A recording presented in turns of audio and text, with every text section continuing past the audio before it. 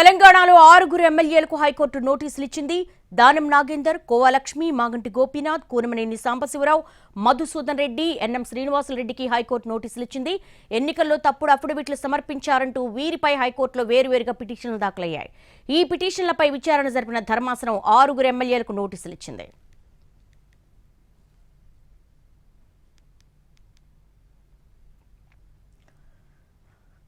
Breaking points చూస్తున్నాం. తెలంగాణలో 6 ఎమ్మెల్యేలకు హైకోర్టు నోటీసులు జారీ చేసింది. దానం నాగేందర్, కోవాలక్ష్మి, మాగంటి గోపీనాథ్, కూనమనేని సాంబశివరావు, మధుసూదన్ రెడ్డి, ఎన్ఎం శ్రీనివాసులరెడ్డికి హైకోర్టు నోటీసులు ఇచ్చింది.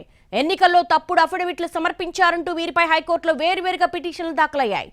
ఈ పిటిషన్లపై విచారణ జరిపిన ధర్మాసనం 6 ఎమ్మెల్యేలకు నోటీసులు ఇచ్చింది.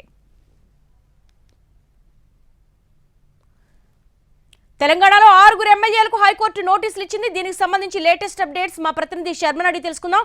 శర్మ, తప్పుడు అఫిడవిట్లను బేస్ చేసుకుని నోటీసులు ఇచ్చారు. ఏంటి అసలు ఏమేమి ఉన్నాయి అఫిడవిట్లలో? సాధారణ ఎన్నికల తర్వాత హైకోర్టులో ఎన్నికల పిటిషన్లు దాఖలయ్యాయి. గెలుపొందిన ఎమ్మెల్యేలు ఎవరైతే ఉన్నారో వారికి ప్రత్యర్థులుగా ఉన్నటువంటి వాళ్ళు ఈ పిటిషన్లు దాఖలు చేశారు. తప్పుడు అఫిడవిట్లు సమర్పించారన్నది వాళ్ళ ప్రధానమైనటువంటి అభియోగం.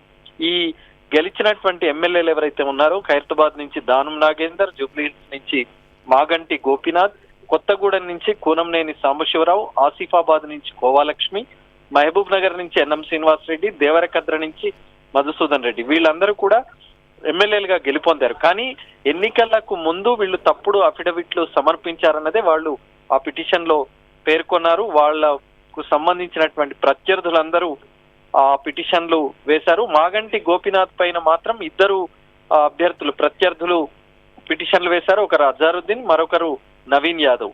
మరి ఈ పిటిషన్లకు సంబంధించి విచారణ జరిపి ఆ ఎమ్మెల్యేలందరికీ, గెలుపొందిన ఎమ్మెల్యేలకు హైకోర్టు నోటీస్ జారీ చేస్తూ వచ్చే నెల 16, 18, 19వ తేదీలకు హైకోర్టులోని వివిధ వేర్వేరు బెంచ్లు ఈ వాయిదా వేసినటువంటి పరిస్థితి కనిపిస్తుంది.